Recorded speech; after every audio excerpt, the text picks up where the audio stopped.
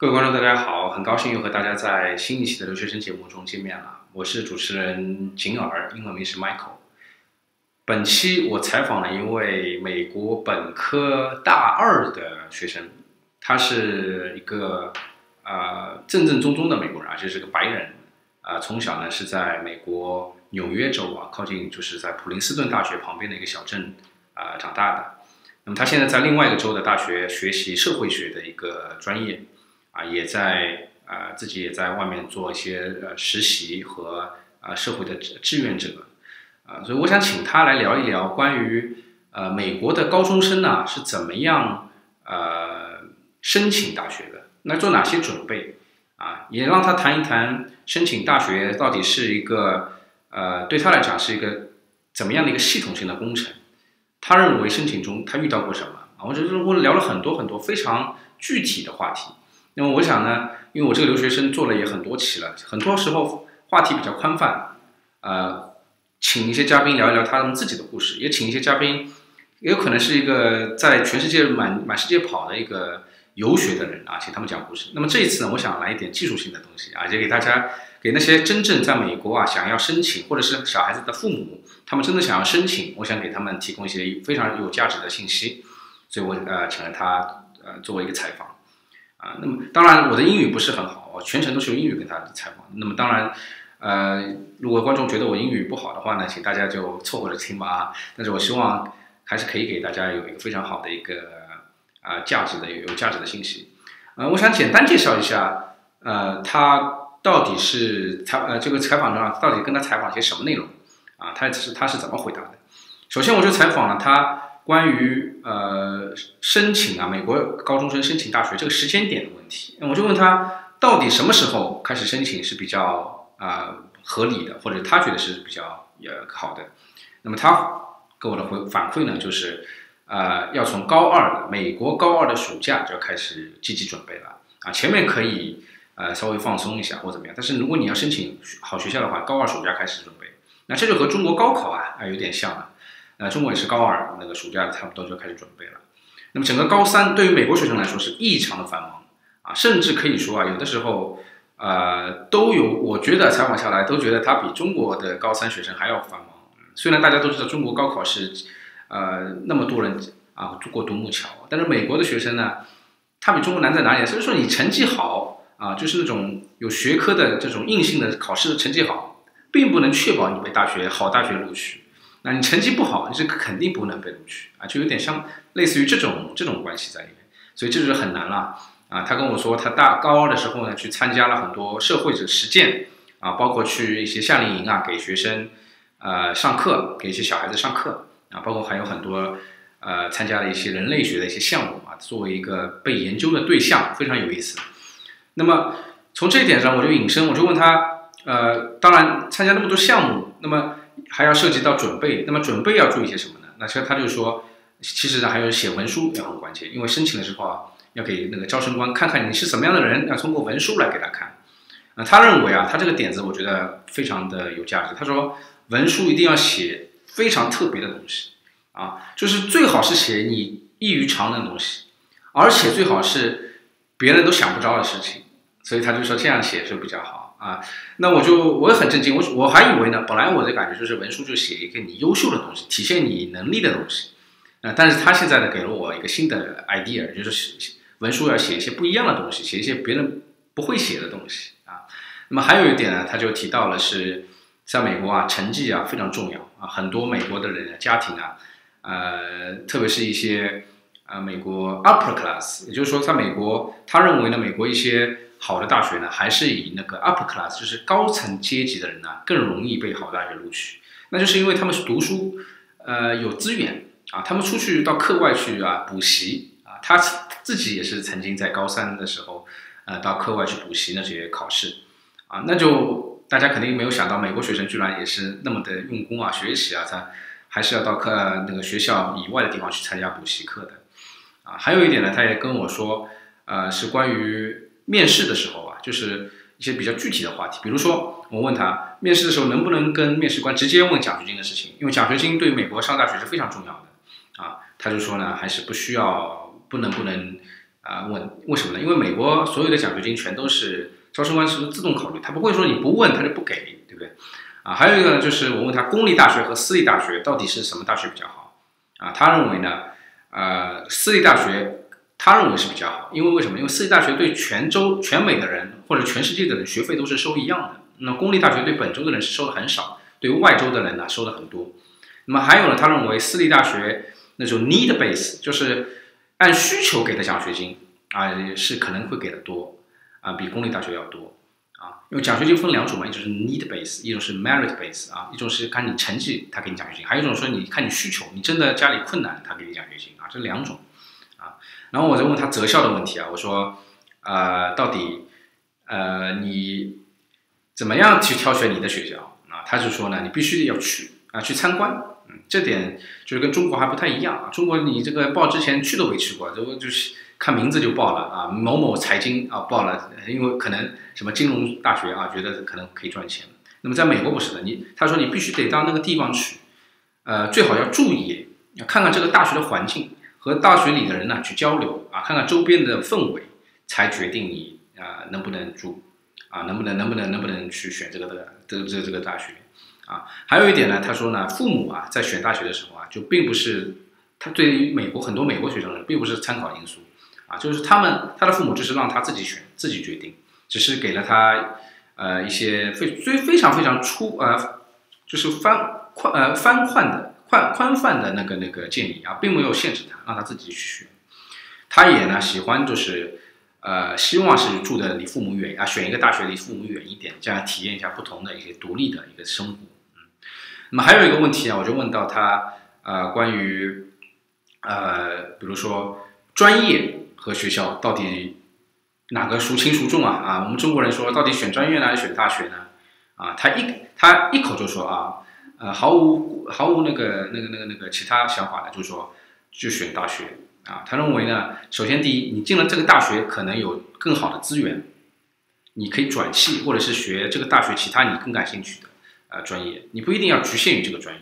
那么第二个呢，他就说其实很多大学就是说这个专业是你可能还没有想很清楚以后还会变。那么你先进这个好的大学，说不定你就改变了，你进了你可能并不是那么喜欢的专业，但以后还会变得更加喜欢这也是我觉得也是非常中肯的一个建议最后呢，我还是问了他一些关于当然因为我们提到了一个 upper class 的问题，那我就想问他最近呢，就是哈佛大学一个比较大的新闻，就是说美国司法部正在调查哈佛大学对于亚裔美国人招生的歧视有报道说哈佛大学每年亚裔美国人新生的比例10几年下来全是非常一致但非常 shockingly 就是非常令人震惊的一致这个比率其实从科学上讲，那肯定是被人为操控的，对不对？他不可能每年都录取这么比例的亚裔美国人。那美国司法部正在调查，也要求哈佛大学配合。那么哈佛大学有他自己的理由所以我就问了他作为一个美国普通学生，他对这个事情有什么看法？他有没有感觉到在申请的时候有这种平衡呢？他的回答呢是也非常的我觉得是非常的中肯。他就说其实在美国他觉得各个族裔不应该有区别对待就是说机会应该平等给大家他举个例子，比如说非洲裔美国人在美国社会中的总人口比例大概10%几但是在一些好的大学中其实很多好的大学非洲裔美国人的学生的比例才个位数3%、4%。那么对他来说他就认为呢这个并没有匹配他就举了这个例子当然他因为是个普通的学生所以他对于亚裔美国人是否遭到这种，或者是他有没有感受到这个，他并没有做非常直接的回答但是我觉得他对于他对这个社会事件的看法，我觉得是非常的值得我们回味。好，那么今天我就给大家简单的回顾了一下废话也有点多不再多说下去了，请大家看我们的采访，谢谢大家。Let me ask you a first question. You are a third year student or second year? I'm a sophomore. Sophomore. So you have, I think you have enough experience in terms of the application of university. Can you introduce a little bit and how you prepare for your application? So for applying to university, I started preparing, I guess, when I was a first year in high school, I made sure to be doing lots of volunteer hours and going to clubs because I knew that colleges like to see that you were in the same club for 4 years. I did it for other reasons than that, like I liked the clubs too. But I started actually preparing probably either late sophomore or early junior year. I went on lots of visits to colleges. I made sure to tour. I made sure I knew all the prices of all the applications. And then the summer before senior year, I really started writing all my essays. And my mom's actually a professional essayist, so she helped edit my papers. And I made sure I took a class for the SAT, and I ended up doing okay. And I just made sure, especially my junior year, to work really hard in school and to stay in my extracurriculars because I know that that's really important. Okay. So yeah. So when do you think you should the future, the potential, the prospective applicants should begin their preparations? At what year in their high school should be the best year? So to start preparing applications, I would just say summer into senior year. Okay. Would be the best. So you mentioned your mother is she can help you with your essays. Yeah. So for other students, they don't have such a editor mother. How they can edit? Like, do you have any suggestions then for them to how they enhance their essays and improve their essays? So it really depends on the amount they're willing to spend on their application. So a lot of people, like my mother, edit essays for pretty low cost, and they'll work with students. Some people can just go to their writing teachers in school, in their high school, and get everything edited. They can just have multiple eyes see it. They can have peers see it. They can have their school counselor see it. And the best thing to recommend, I would just pick a really creative, unique topic. Oh, speaking of a unique topic, so you think that the topic should be very strange? Like no one ever used those kind of topics? Those generally end up doing the best in college admissions. Oh, really? Yeah. So mine was very weird. Oh, can you talk about it a little bit? So mine was a third-person ethnography study, basically as if someone had found me as a species, and I basically describe this would be this anthropologist described how unique this new species was. So I basically talked myself up in a way that didn't seem like it was bragging at all. So people really like that interesting perspective, and just a different take on things and stuff like that. Okay, that sounds very kind of. There are not so many people who can experience the same stuff like you. Yeah. So you said that always pick one experience or one or several experiences that no one very very rare, right? That's the good idea for essay. So you also mentioned the club activities and volunteers in your high school. Mm-hmm. So do you think what kind of volunteers are the most important volunteer? I mean, you can help the community, you can teach kids, you can do what kind of stuff you think will be the best, will impress the admission officer the most? Well, I believe that volunteer work should be what's meaningful to you, and you shouldn't really worry about that kind of stuff. I didn't put volunteer work on my actual application. I put it through National Honor Society, and most of my hours came from I worked at a camp without getting paid one summer, where I basically taught theater, and I was kind of like a counselor, except I didn't get paid, and that was my practice summer. So that was where the bulk of my hours came from. So I just say something that's meaningful to you is the most important. Okay, and besides those stuff, do you think that your scores are also very important? I mean, you said that you work really hard in your junior year for your grades, right? And besides the grades, do you think, and of course SAT, and do you think there's other exams or other things can prove your ability? So I personally don't believe that tests prove ability because there's lots of statistics that show that like upper class white kids tend to do best on them, and like we know that they're not the smartest. So basically, I took a class, but not everyone has the resources to take it for the SAT. I ended up doing okay on the SAT. I retook the ACT, and I did study for it all, and I did way better. And I think that probably helped me get in, but I know a lot of schools don't care about it. Some care about it a lot, so I think it just depends. But yeah, I mean, if you can take a class, take a class. If you can't, then like, I guess study for it on your own. It just depends on the kind of person you are. So in your junior year, do you think, in your senior year, the last year of high school, do you think, have you found that lots of students, lots of your peers, they attend classes outside the school to prepare their SAT and ACT? Yeah, so a lot of people in my district were very intense with school. Okay. Very, very competitive school district. And lots of people took private lessons, like for SAT prep. They would like go 3 days a week. They would like study. They would do practice tests every single day. So yeah, there was lots of preparation in my school for it. And some people didn't even take it. So there was a big range. Okay. Yeah. So my next question about, you also mentioned you attend several tours to those target universities before you apply.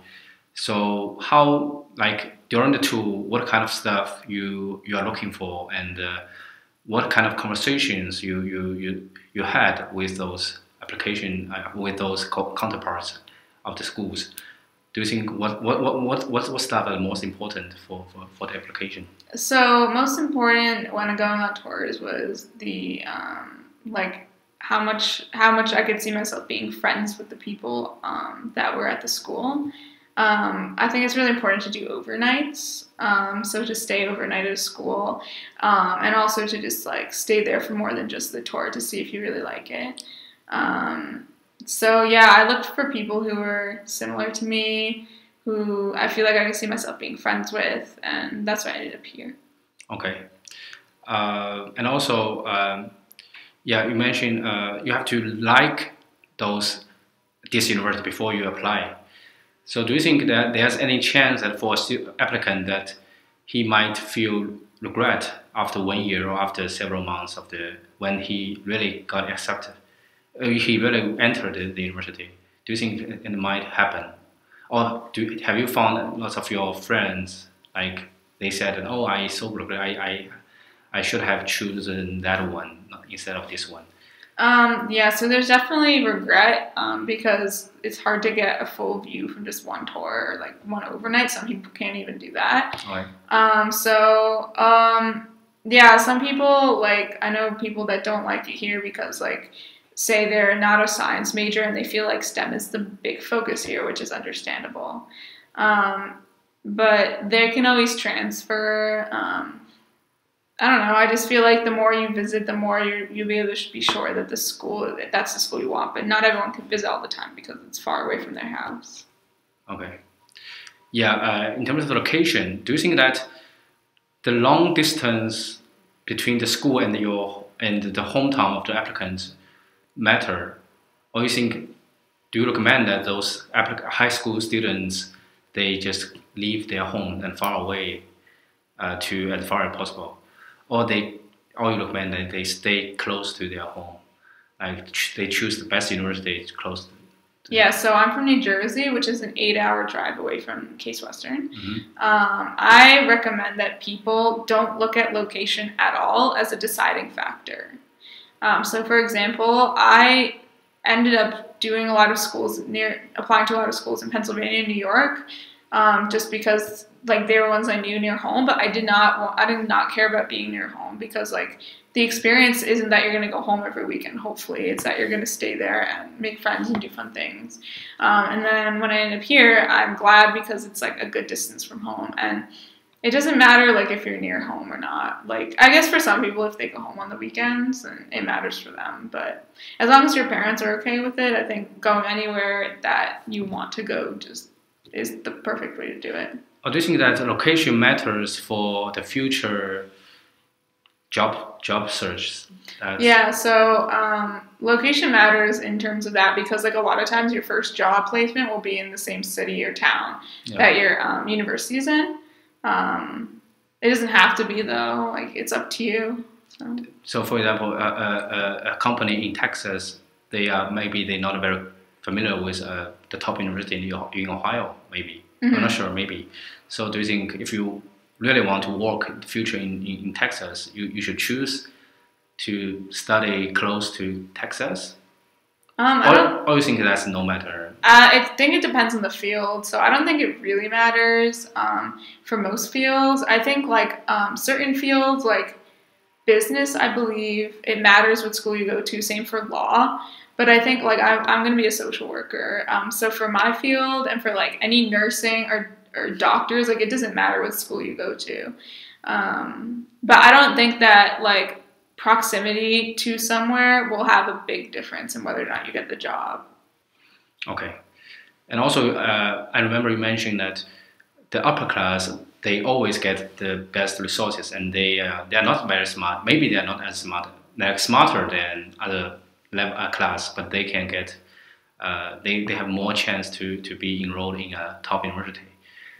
So do you think that's it's because of the tuition fees that make those students in lower class, they cannot afford to go to higher, or they just give up very early?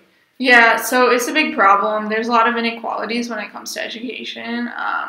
Specifically, it starts very young. I work with kids in disadvantaged communities in Cleveland. And the very young kids, like a lot of like the lower class students, they can't afford like tutoring or anything. A lot of times their parents are working like multiple shifts at a time to cover food and rent. And so they don't get as much attention at home, usually, not all the time. And so they end up like having to take care of their little sibling, and they end up not being able to do their homework. Or it starts like that in a cycle where it's upper class kids, their parents give them so much attention all the time, and they have the sources to get this special training that the lower class students aren't able to get. And so it leads to them being able to get into topmost schools. So like a way that like people think is a solution is affirmative action, but there's problems with it and there's good things to it. So, and speaking of the tuition fees, I think I will ask you about the scholarship. So do you think like scholarship is very important for every student when they decide which university to attend? They always consider the scholarship factor. So when you apply, do you think scholarship is that important? And if so, like how you, like when, I think you have interviews, right, during the application process, do you have an interview? I had a couple, but not mostly. Okay, so during the interview, have you mentioned the scholarship directly to the interviewer? Like, do you have such kind of in scholarship because I really need that? Did you mention that, or you think you just don't mention?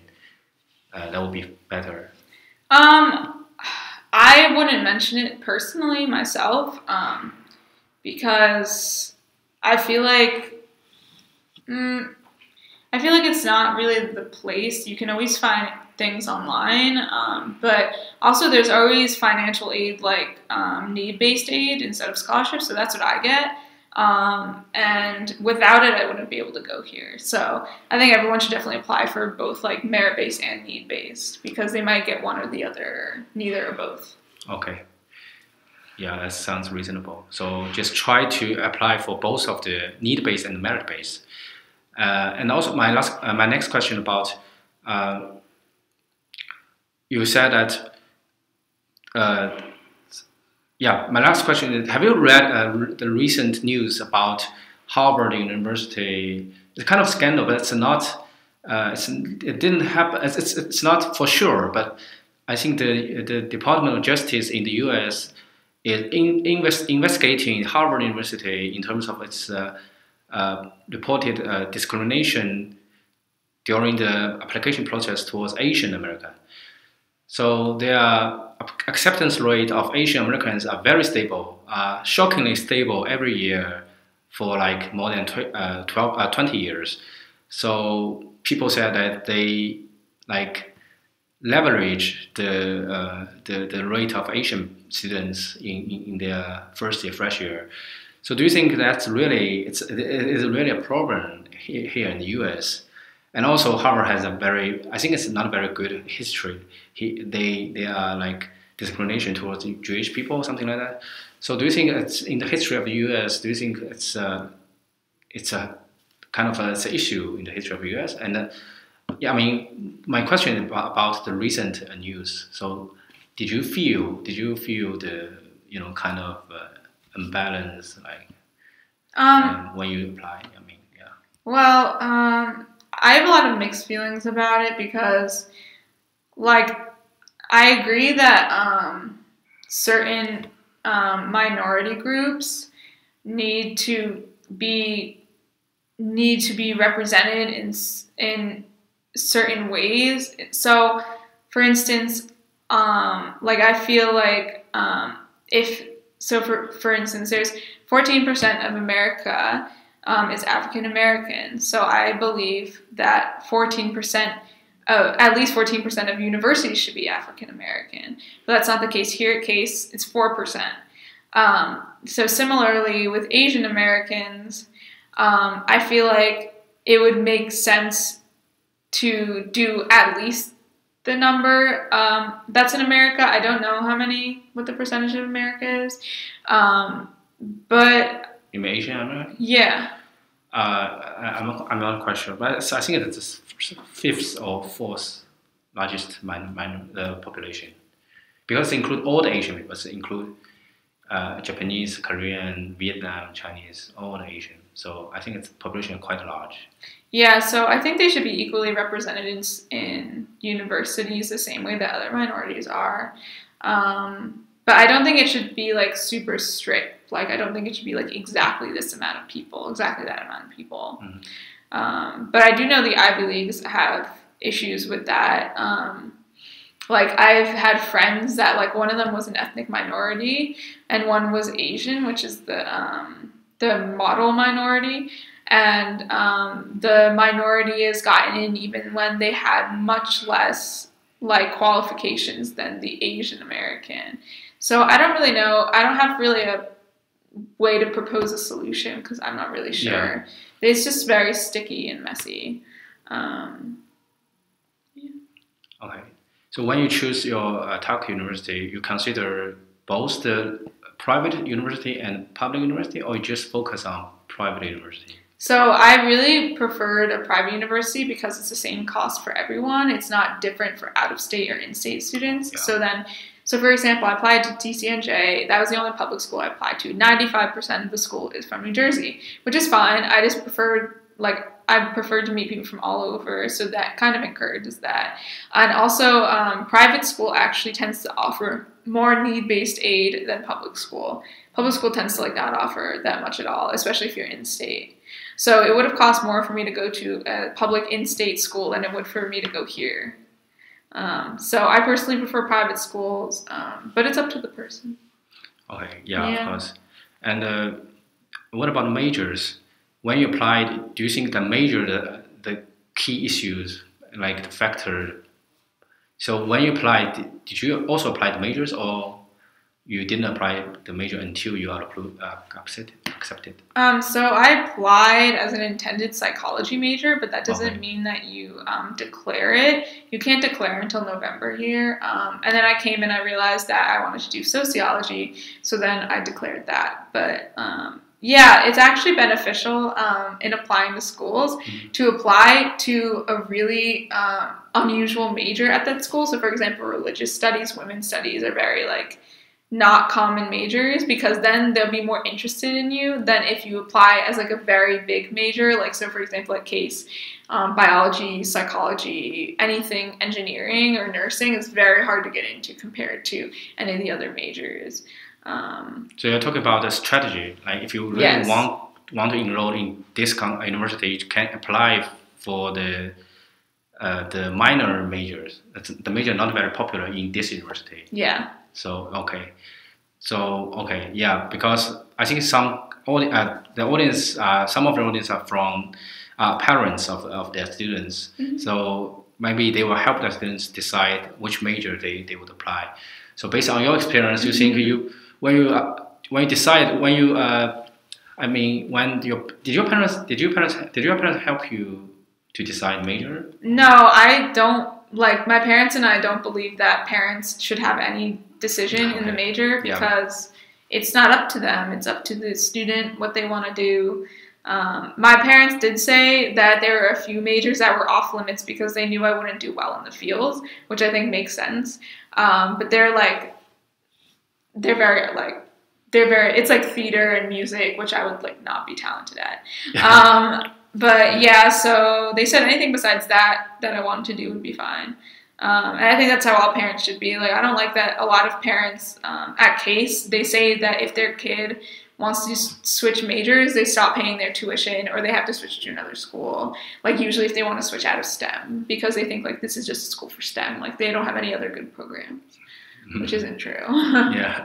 Yeah, it's So people always use their imagination of something. They maybe sometimes it's not very true. So I think my second last question is about you said that your let me finish my last question. So your parents didn't help you decide major. Do you consider majors are the most important thing, even more important than the university itself? Do you think choose the major or choose the university? Choose a university. Unless even if they don't have the major you want, like, I wanted to be a social work major, and they don't have that here. Mm-hmm. Sociology, while it's very different, it's still like interesting to me, and it's still in a similar context. So I can still use what I learned in sociology in social work eventually. I don't think you should pick a school based off the major, because like, they're relatively all going to be good programs. Okay. So always choose university. Yes, because you're going to be there for 4 years, and you're going to be, the people you meet are more important than the classes you'll take. I mean, do you think it's possible that, for example, applicant think that, I really don't like this university, but I really like the department, the one major of this university. Yeah. Because it's very, very strong. So do you think that... I think that's problematic, because if you don't like the school, then you probably won't make many friends, and it's going to be a very hard, sad 4 years. But like, the department is probably going to be good at the school that you like, so that's what I recommend. Okay, so you recommend still choose the school? Yes. Okay, yeah. So my last question about, do you have any tips for? Several tips, like 4 or 3 tips for those audience, for those future. Freshmen, for the application, do you have any key tips for them? Just to start working on it early, and to make sure you use all your resources when filling it out. Okay, thank you very much. Oh yeah, so after your first 2 years in the university, do you think that the university is a happy life? Yes. Have you enjoyed a happy life? Yes, I love it here, even though it's stressful sometimes. Okay, yeah, because some of the audience, maybe they are children, they're kids, so they can learn from you. Yeah. Okay. Thank you, Lauren. Thank you for your time. Thank you for your time, and I really appreciate it. And that's all for today's program. Thank you. Bye bye.